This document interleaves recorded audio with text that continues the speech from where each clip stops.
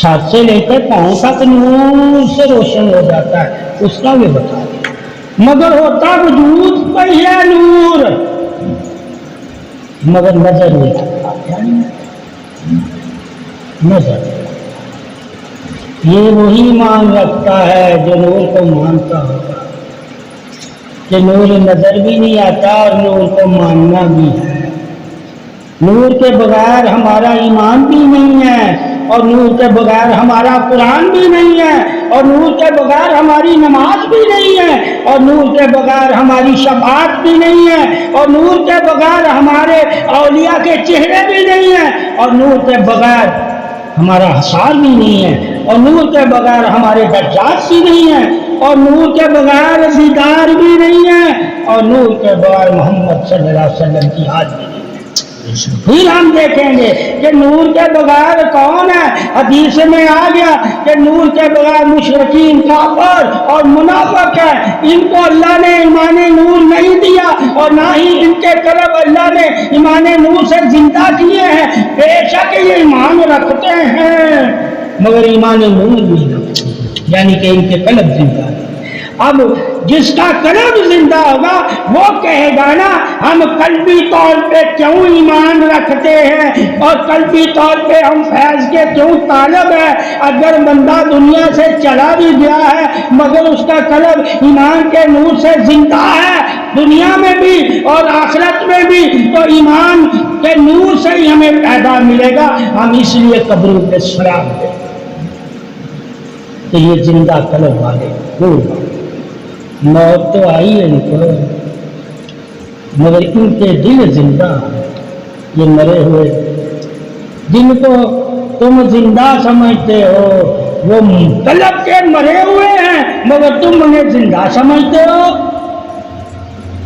اور یہ جو اولیاء کی سب میں بیٹھ کے علم معرفت نور حق سے واقف ہوتے ہیں، یہ قلب زندہ اگر کسی کا ہو تو اسے زندہ سمجھتے ہیں، اگر وہ نفس و روح کے ساتھ زندہ ہے تو وہ اسے زندہ نہیں سمجھتے، اسے کافر سمجھتے، ٹھیک ہے؟ اور کافر زندہ نہیں ہوتا ایمان کے نور کے ساتھ، وہ نفس کے ساتھ زندہ ہے۔ کیا ہے؟ اب نفس کے ساتھ زندہ جو ہے وہ تیرا مددگار بن گیا، اور جو نور قلب کے ساتھ زندہ اس سے مدد مانگنا، کفر نے کہا زندہ سے مدد مانگنا کفر نہیں ہے، زندہ سے مدد مانگنا کہا پھر اولیاء سے مدد کیوں مانگتے ہو؟ قرآن کہتا ہے کہ ان کے نور یعنی کہ قلب میں نور ہے، یہ زندہ ہے قلب، ہم ان کے قلبوں کی بدولت ان سے قلبی طور پہ محبت رکھتے ہیں تو مدد مانگتے ہیں، ایک نفسی طور پہ محبت رکھتے ہیں مدد مانگتے ہیں، یہ نور کی بدولت ہماری مدد ہے، نفس اور روح کی بدولت ہماری مدد نہیں کرتی، کہ اولیاء کرام مدد کرتے ہیں، بے نبتا نبیز ہماری مدد نہیں کرتے، ہمیں بھی پتا ہے کہ یہ مدد نہیں کر سکتے۔ اب مدد کون کرتا ہے؟ کہا وہی نور والا جو ان کو مدد کر کے ان کے قلبوں کو زندہ رکھا تاکہ یہ زندہ قلبوں والوں کے لیے مددگار بن جائے۔ جس کا قلب زندہ ہوتا ہے نور سے وہ نور کی مدد کا قائل ہو جائے، یہ مدد نور کی مدد ہے۔ اب جو مدد جب نور کی مدد کا کوئی قائل ہوگا، نفس کی اور زندگی کی مدد کا تو ہر کوئی قائل ہے مگر نور کی مدد کا مومن قائل ہوتا ہے۔ اللہ تعالیٰ کہتا ہے میں جہاں بھی اس کی مدد کرتا ہوں نور کے ذریعے کرتا ہوں، کسی نفس کے ذریعے نہیں کرتا ہوں، نور کے ذریعے۔ یہاں تک کون سے فرشتے بھی میرا میں ان کے ذریعے ثابت ہو گیا۔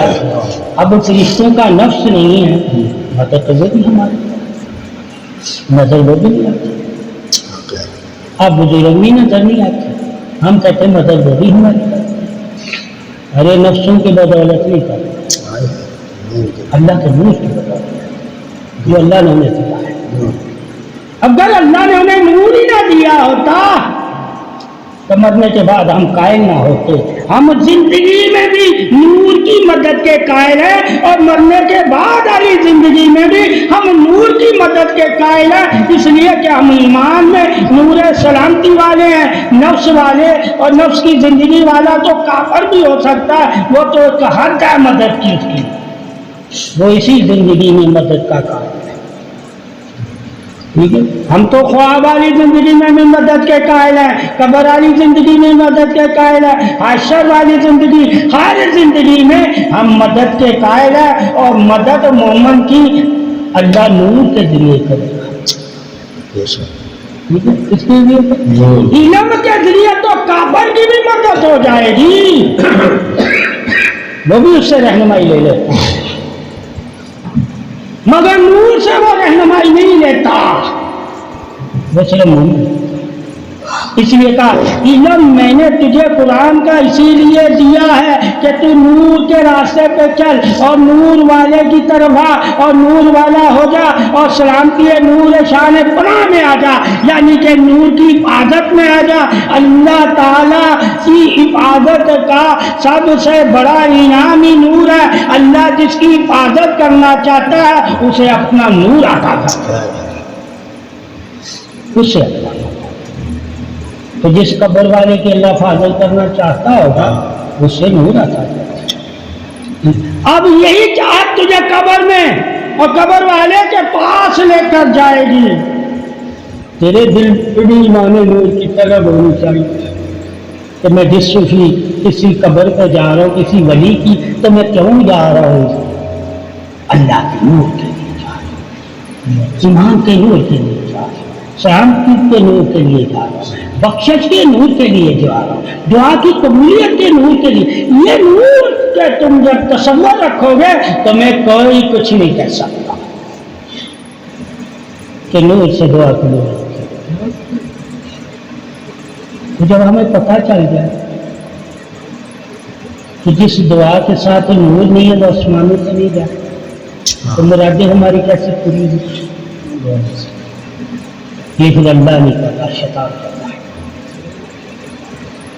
پھر ہمیں یہ بھی پتہ چل گیا بغیر نور کی بھی مرادیں پوری ہوئی مگر وہ ساری مرادیں شیطان کرتا ہے. تو پھر وہ خوش ہوتا ہے. کیا ہوتا ہے؟ خوش ہوتا ہے. یہ بھی ہمیں پتہ چل گیا کہ بغیر نور کے اگر تم زندگی گزارے ہو تو اس زندگی سے خوش کون ہوتا ہے؟ کا شیطان خوش ہوتا ہے. کیوں خوش ہوتا ہے؟ کیونکہ شیطان کو اللہ نے نور ہی تو نہیں دیا، زندگی تو اسے بھی دی ہے. زندگی تو اسے بھی دی ہے، علم اسے بھی دیا ہے، طاقت اسے بھی دی ہے، غیب اسے بھی دیا ہے، سب کچھ اسے دیا. کیا نہیں دیا؟ کہا نور ایمان، نور قرب سلامتی نہیں دیا، نور طریق ہدایت نہیں دیا، نور محبت سینہ نہیں دیا. یہ میں نے نہیں دیا مگر طاقت دی ہے لڑنے کی. کیا ہے؟ ٹھیک ہے، طاقت دی ہے. کب تک لڑے گا؟ جب تک تیرے لیے اللہ کے نور کی مدد نہیں آئے گی. جہاں تیرے لیے اللہ کی نور کی مدد آئی شیطان بھاگ جائے گا. کہو ہماری طاقت سے نہیں بھاگتا. ثابت ہو گیا کہ انسان کی طاقت سے جو اللہ نے سے فطرت کی طاقت دے دی ہے اس سے شیطان نہیں تھا. وہ طاقت تو شیطان کو بھی دی. ٹھیک ہے، کون سی طاقت سے بھاگتا ہے؟ کہا اللہ کے نور کی طاقت جسے مل جاتی ہے، ٹھیک ہے، وہ شیطان. اب یہ جتنی بھی خبیث خباث شیطانی خناس چیزیں ہیں یہ کس سے چلتی ہیں؟ کہا تمہارے سبحان اللہ کہنے سے نہیں، الحمدللہ کہنے سے نہیں، استغفار کرنے سے نہیں، آیت کلمہ پڑھنے سے نہیں، سورہ اخلاص پڑھنے سے نہیں، سورہ ناس آیت الکرسی پڑھنے سے نہیں جلتی. یہ جلتی ہے جس کے پڑھنے میں نور ہوگا. جس کے پڑھنے میں اللہ کہتا ہے یہ تو نور سے علم سے نہیں کوئی فرق نہیں. نور سے ان کو مال پڑتی ہے، نوس.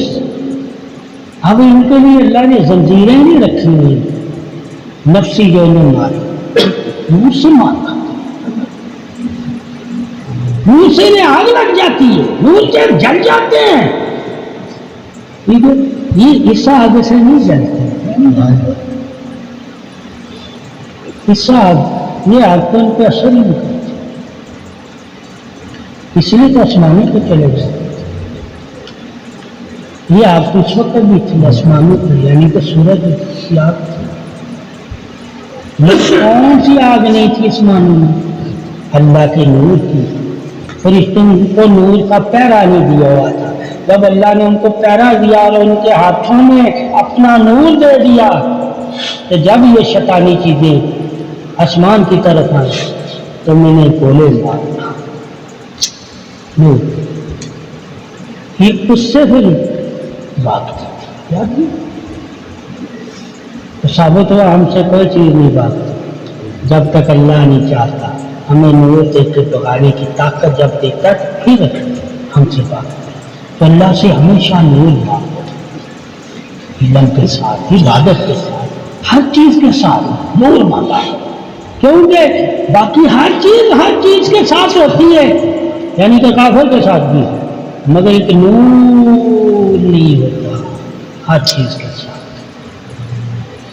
نور اسی کے ساتھ ہوتا ہے جس کے دل کو اللہ نے نور ایمان سے زندہ کر دیا. جس کے دل کو اللہ نور ایمان سے زندہ کر دیتا ہے وہی نور بن جاتا ہے اور اس کی ہی تسبیح نور ہو جاتی ہے اور اس کی ہی اللہ حفاظت کرتا ہے نور سے. ہر کسی کی نور سے حفاظت نہیں کرتا, یہ بھی جانتا. کسی کی نفسی حفاظت ہے, کسی کی انسانی حفاظت ہے, کسی کی افادی حفاظت ہے. چیزوں سے بھی اللہ شفا دیتا ہے, ہر کسی کو نور سے نہیں دیتا.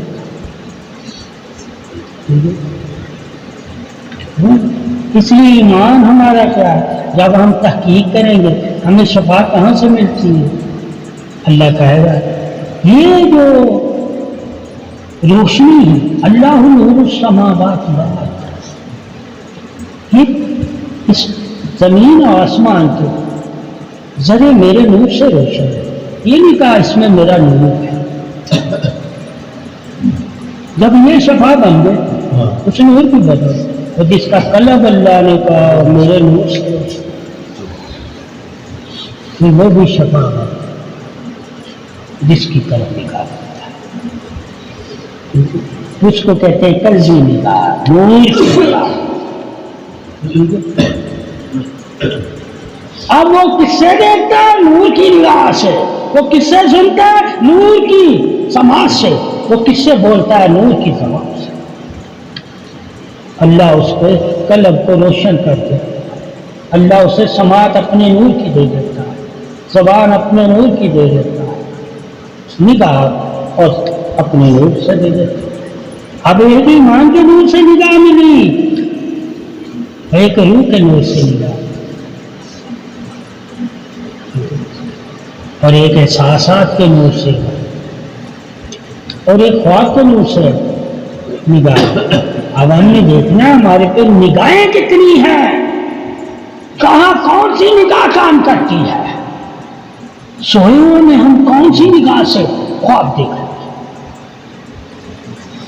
ہیں, خیال ہمیں کون سی نگاہ سے آتے ہیں کہ خیال آتے ہیں تو ہمارے ساتھ نگاہ میں وہ خاکہ بھی بن جاتا ہے. یہ کون سی نگاہ ہے؟ اللہ نے بھی نگاہوں کی بھی قسمیں بتائی. کیا بتائیں؟ تو یہ نگاہیں میں کن وجہ سے زندہ رکھتا ہوں. ایک احساس کی وجہ سے میں زندہ رکھتا ہوں کہ بندہ آنکھیں بند ہوتی ہیں, اس کو نظر اس کی اللہ نے چھینی ہوئی ہے, اس کی نظر احساس کی کھلی ہوئی ہے. وہ ایک دفعہ کسی کو چھو لیتا ہے تو وہ ویسے ہی بتاتا ہے جیسے نظر آ رہا. یہ نظر کی بھی قسم انسان کو مانا, یہ چھونے سے اسے کیسے پتا چلتا؟ حتیٰ تو اس کو پانی کا اس کی احساس یعنی کہ عقل اللہ نے اتنی بتا. اگر تیرے پاس نگاہ بھی ہے، زبان بھی ہے، سماعت بھی ہے، اور تیرے پاس عقل ہی نہیں ہے تو تجھے کچھ یاد ہی نہیں، کیا کرنا اس نگاہ کا، زبان سماعت؟ اسے کہتے ہیں پاگل دیوان، انہیں کسی کی بات نہیں ہے، روح تو ان کے اندر بھی ہے، آنکھیں ان کے پاس بھی ہے، مگر چیز کو دیکھ کے بھی کہتے ہیں پہچانتے نہیں، یہ قسم بھی یاد ہونی چاہیے کہ یہ بھی تو روح والے ہیں، یہ بھی تو آنکھوں والے ہیں، یہ بھی تو دماغ رکھتے ہیں، کون سی وجہ ہے جو یہ ہر چیز کو یاد نہیں رکھتا؟ پھر پتہ چلے گا ایمان میں لوگوں کی اقسامیں کتنی ہیں، تو بہت سے لوگ ہیں اولیاء اللہ کے پاس آ کے بیٹھتے بھی ہیں مگر ان کی کوئی بات نہیں یاد رکھتے، وہ اپنی دل میں آتے اپنی دل میں چلے جاتے، وہ پاگل جو اپنے آپ کو بدلتے اور علم والی سب کو بتا جاتے، میں کھانا پینا چاہت تو سب اپنے پاس ہوتی، کیا نہیں پاس ہوتی؟ وہ سو جس سے وہ اپنے کرداروں کو، اپنے طریقے کو اور اپنی زندگی کو بدلے، وہ اللہ نے اسے سوچ نہیں دی، مگر کھانے پینے کی حصے ساری دی نہیں۔ تو ایسے لوگ کسی عالم، کسی صوفی، کسی اولیاء اللہ کے پاس بیٹھنا ہے، صحیح بیٹھنا ہے جیسے دیوانے اور پاگل کا بیٹھنا، وہ اپنے آپ کو نہیں بدلتے، ان کو سوچ نہیں بدلتی، وہ جس طرح آئے ہوتے ہیں اسی طرح کرتے، وہ اپنی زندگی کو جی نہیں۔ وہاں پتہ چل جاتا ہے کہ اسی انسان کا دل اور دماغ میری آواز سے بیدار ہی نہیں ہوا تھا، اس نے میری آواز سنی نہیں، میری عزت کا احساس نہیں اس نے کیا، میری پیروی نہیں کی، میری مشابہت کو تعریف والا نہیں سمجھا، اس لیے اس نے میری مشابہت نہیں اپنائی، میرے راستے کو کامیابی والا راستہ نہیں سمجھا، اس لیے وہ راستہ نہیں ملا۔ جب ایسے لوگ میرے پاس بیٹھے ہوں گے وہ میری تعریف ہوں گے،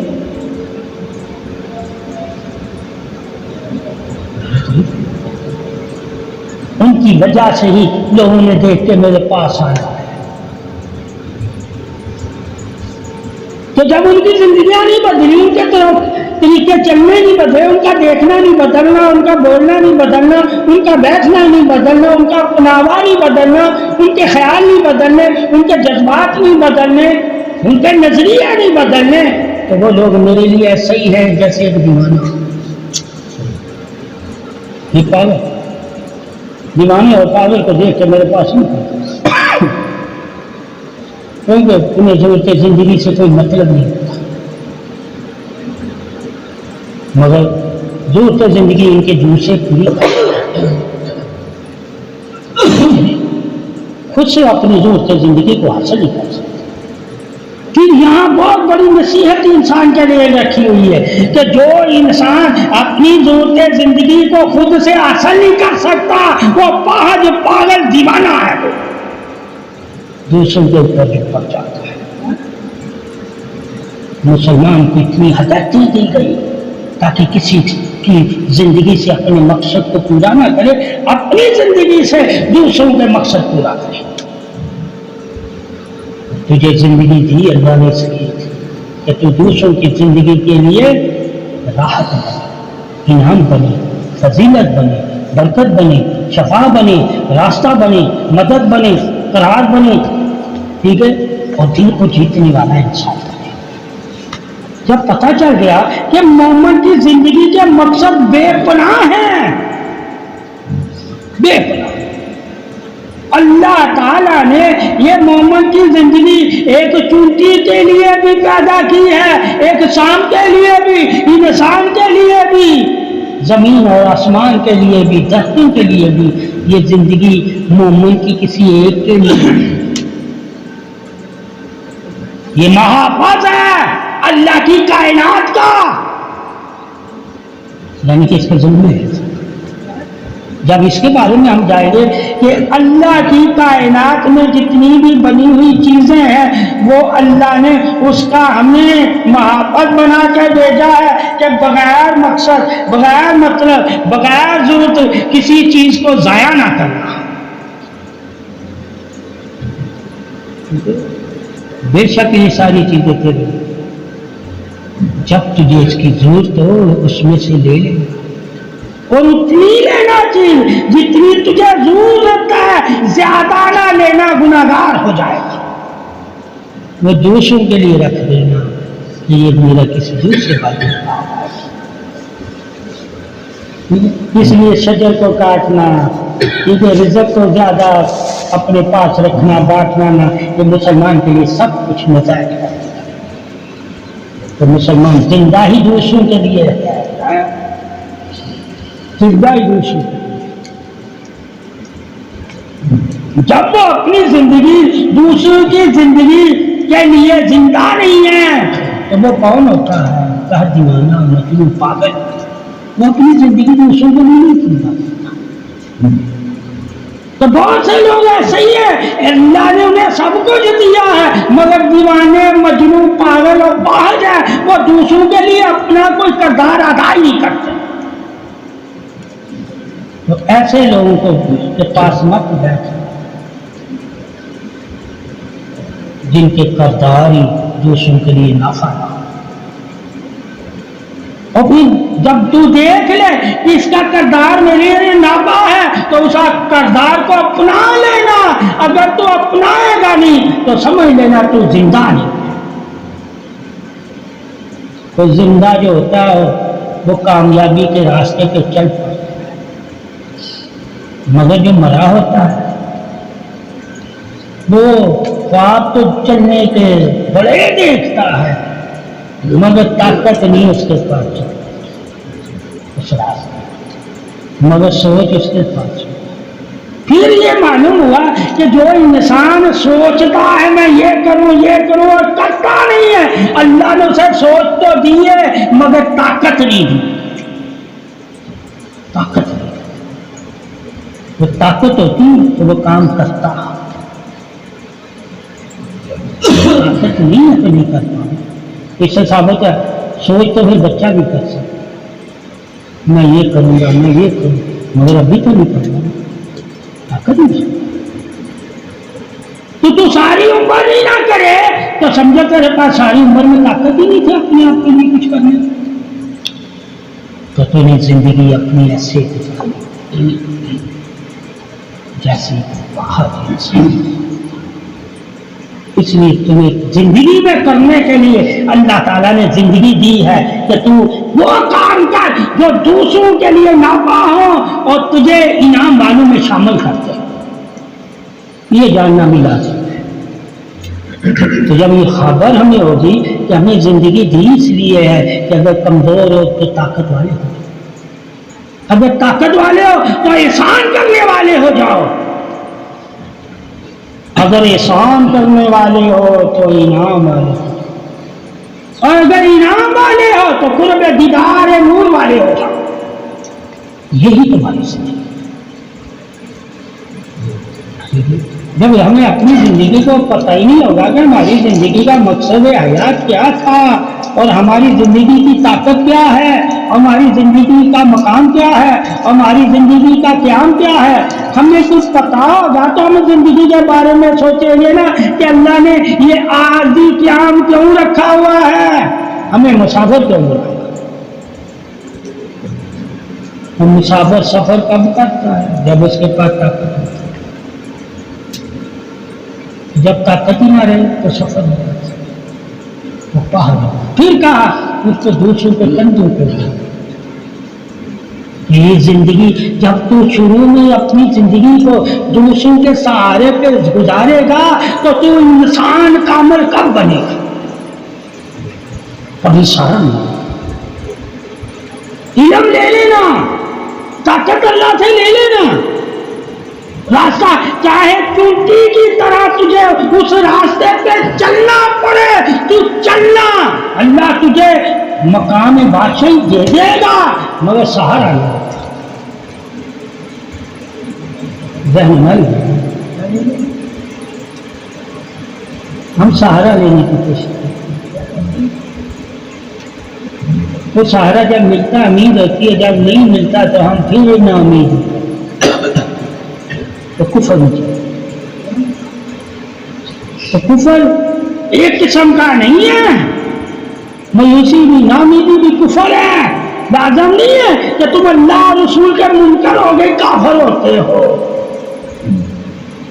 ٹھیک ہے، تم مایوس ہو کے بھی کافر ہوتے، تم نا امید ہو کے بھی کافر ہو جاتے ہو.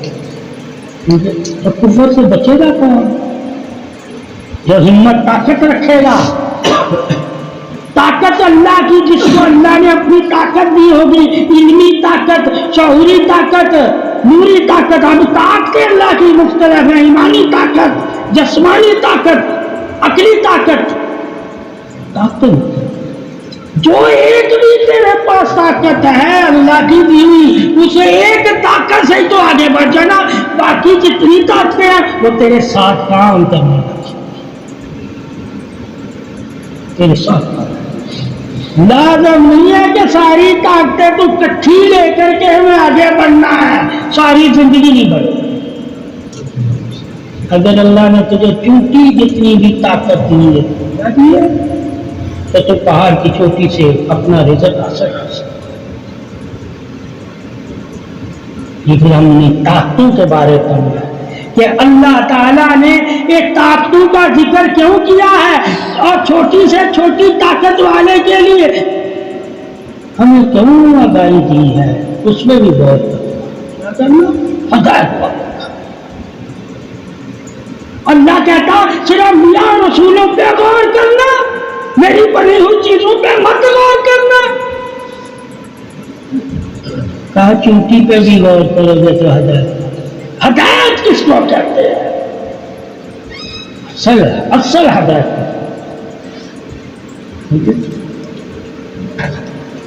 ایک ہوتا ہے پیروی والی ہدایت، ایک ہوتا ہے محبت والی ہدایت، ایک ہوتا ہے نسبت والی ہدایت، ایک ہوتا ہے علم والی ہدایت.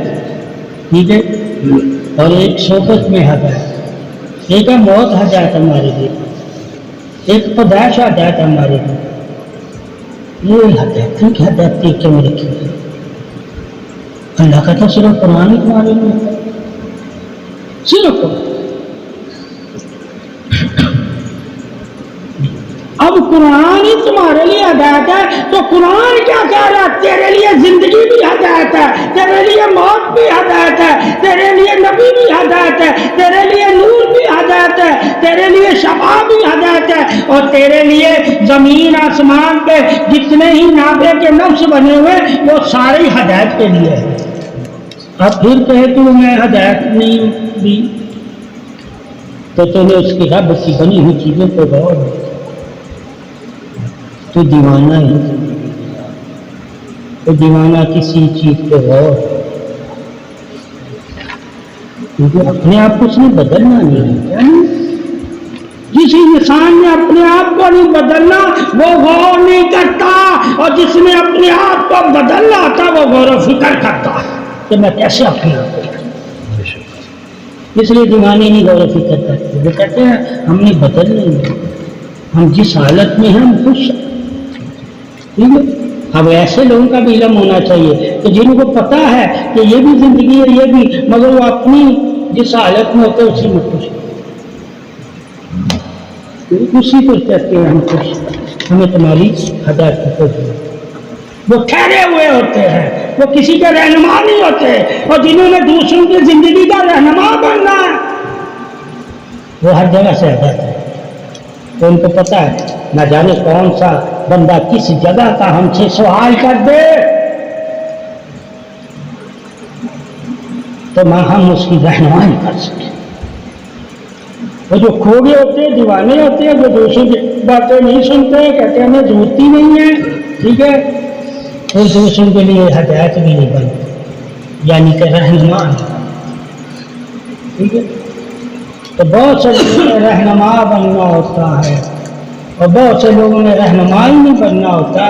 جنہوں نے رہنما نہیں بننا ہوتا وہ پھر کتابوں کا، انسانوں کا، خواہشوں کا، ضرورتوں کا اور لوگوں کا بوجھ نہیں اٹھاتی۔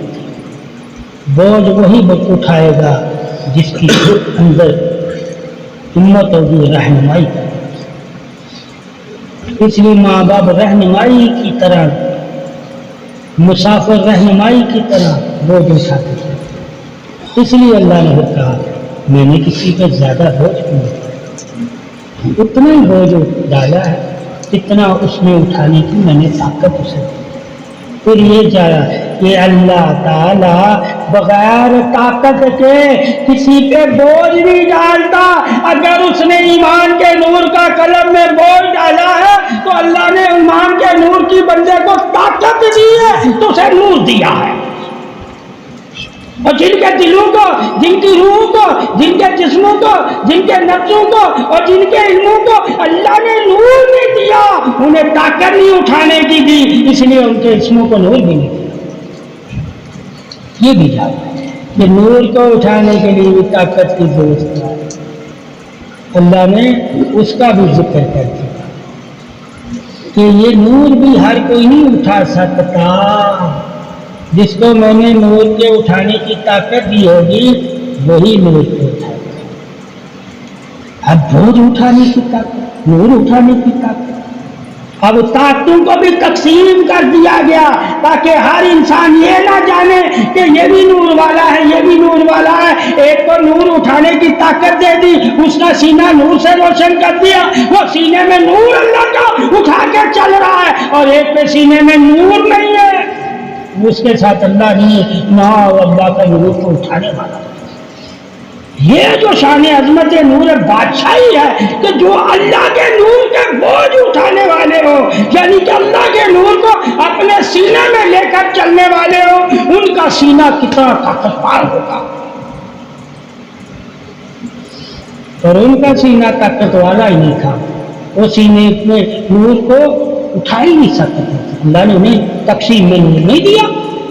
یہ اللہ کی تقسیم ہے۔ پھر آخری ہمیں راضی کہ اگر کافر کس کو اللہ نے رکھا ہوا ہے تو وہ بھی اللہ ہی جانتا کیوں کافر۔ اگر ایمان والا کسی کو بنایا تو وہی اللہ ہی جانتا کیوں ایمان والا بنایا۔ ایک کو طاقت دے کر ایمان والا بنا دیا اور ایک کو ایمانی طاقت نہیں دی، نفسی طاقت دے کے شیطان والا بنا دیا۔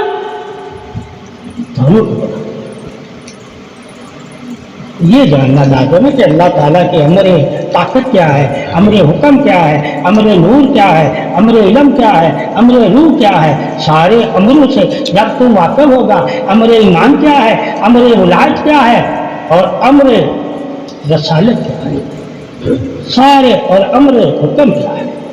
جب سارے امروں سے تم واقف ہوگے، ہر امر تجھے لہدہ طاقت میں نظر آئے گا۔ ٹھیک ہے، اور اسی طرح اس نے جتنا اللہ نے اس کے عمل کو طاقت دی ہوگی اتنا ہی اس نے نور اٹھایا ہوگا۔ پھر اس سے بھی بات کریں کہ نور بھی روح کی بدولت ہی اٹھانے کی طاقت انسان کو ملتی ہے۔ اس لیے کہتے ہیں ذکر کرو تاکہ تمہاری روح طاقتور ہو جائے۔ جتنی تمہاری روح طاقتور ہوتی جائے گی اتنا ہی وہ اللہ کے نور کو لے لے گی۔ ٹھیک ہے، خود سے روح اللہ کے نور کو نہیں لے سکتی۔ اس لیے کافر ہندو عیسائی جو ہوتے ہیں وہ اللہ کا ٹھیک ہے ذکر نہیں کرتے تو ان کی روحیں جو ہے ان کو نور نصیب ہی نہیں ہوتا۔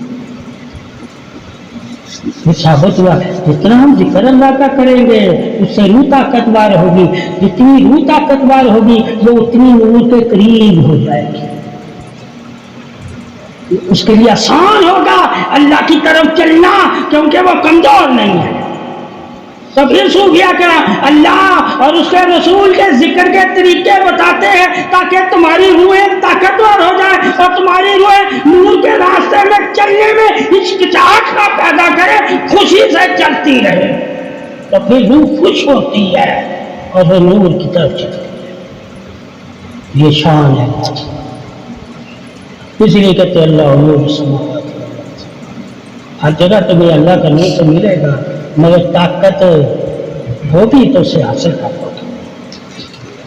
اگر تمہیں اللہ کے نور کو حاصل کرنے کی طاقت اللہ نے دی تو تم نور دیکھ کے بھی اسے نہیں چاہو گے. اس لیے کہا اندھے گونگے بہرے ہیں اے محمد صلی اللہ علیہ وسلم جو تجھے دیکھ کے ایمان بھی نہیں. ٹھیک ہے، مگر وہ انسانی زندگی سے واقف ہے، آپ کو بشر کرتے ہیں، لیکن زندگی سے وہ واقف ہے، ایمانی زندگی سے واقف نہیں تھے، آپ کو رسول نہیں کہتے تھے. ٹھیک ہے، فرق ہے. بے شک بشر ہیں سب ہم، مگر درجہ بندی کر دی اللہ نے نور دے کر، کسی کو رسول بنا کر، ٹھیک ہے، کسی کو محبوب بنا کر، کسی کو مومن بنا کر، کسی کو صالح، کسی کو شہداء، کسی کو انبیاء، کسی کو اولیاء، کسی کو صادقین، کسی کو حاکم، کسی کو زاہدین. یہ انسان کو اللہ نے رتبے دیے اور رتبے دے کر انسان کی تعریف کروائی. اگر صرف انسانی تعریف ہی ہوتی ہماری تو یہ وہ سارے رتبے اللہ کو بیان کرنے کی ضرورت نہیں. ٹھیک ہے، کہا انسانی تعریف بھی تیری ہے. انسان کو نہیں میں نے کیوں بنایا ہے؟ تاکہ یہ جتنی تعریفیں ہیں یہ تو لے لے. اگر یہ تعریفوں تو نہیں لیتا تو انسان ہو کر بھی خسارے والا ہی رہے گا.